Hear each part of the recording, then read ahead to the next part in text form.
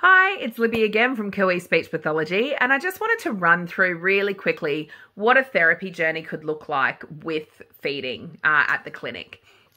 So part of our assessment and intake service is it's a little bit more lengthy than some people anticipate. So what that means is before an initial session or before an assessment, we will ask families to complete a 3-day food diary, a sensory history, a food repertoire, so they're the foods that the child currently eats, as well as a case history form and pictures of meal times to help us see what the setup is, how the child is sitting, what they're doing at meal times.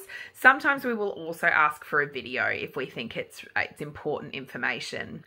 So that's our first step. The second step is the initial assessment.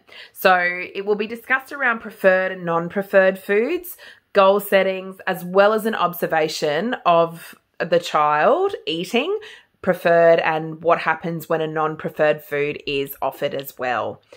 The third step is a feedback session. We really like to do the feedback sessions one-on-one with the parent without the child in the room, because sometimes food can be quite stressful for children and families. So we prefer to do this in a bit of a less stressful scenario where we can take the time and maybe talk a little bit further around the feeding challenges that are presenting. With this one-on-one feedback session, we like to provide a summary of our findings.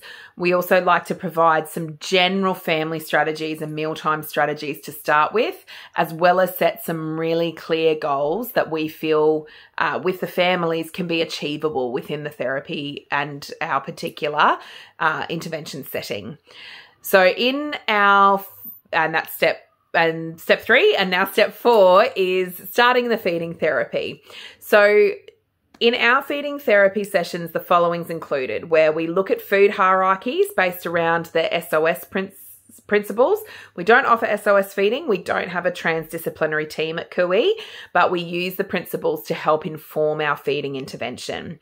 We may use warm-up songs. We have a bit of a set routine around the feeding. So that can be songs, play, washing hands and face, and setting up the room all together for the feeding session as well. We also really want to offer reassurance in feeding therapy that it's about exploring and playing, and no food has to be eaten.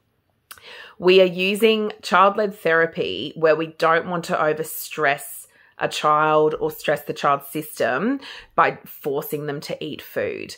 We always have a face washer or a wipe near if we touch something, or if we have a bit of a sensory moment which we want to get the feeling of the food off our hands. We also have a throwaway bowl that we keep on the table. We also are really careful that we only introduce one item at a time rather than having everything out. So if we do have a reaction to a food, we can quickly remove that food as well. We also involve the child in a setup and a pack down process, so making them be a part of the exploration. Sometimes with older children, we might become food scientists and have a bit of an experiment in a bowl where we really describe the foods if we're really adverse to touching the foods. We'll also have some set home follow-up tasks that we will ask you to do. So feeding sessions, there is no set time frame as to how long it may take to increase a child's repertoire of food or increase their tolerance to trying new foods. We do set some discharge criteria, which we discuss in our one-on-one feedback sessions around feeding and goal setting.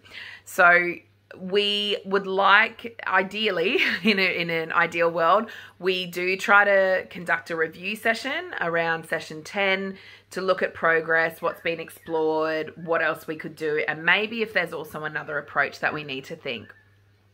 There is not just one approach to feeding therapy and feeding outcomes.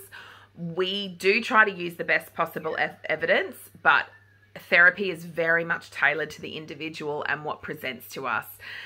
Sometimes at Cooey, an OT may be the best person to provide the feeding therapy. At other times it can be a speech therapist.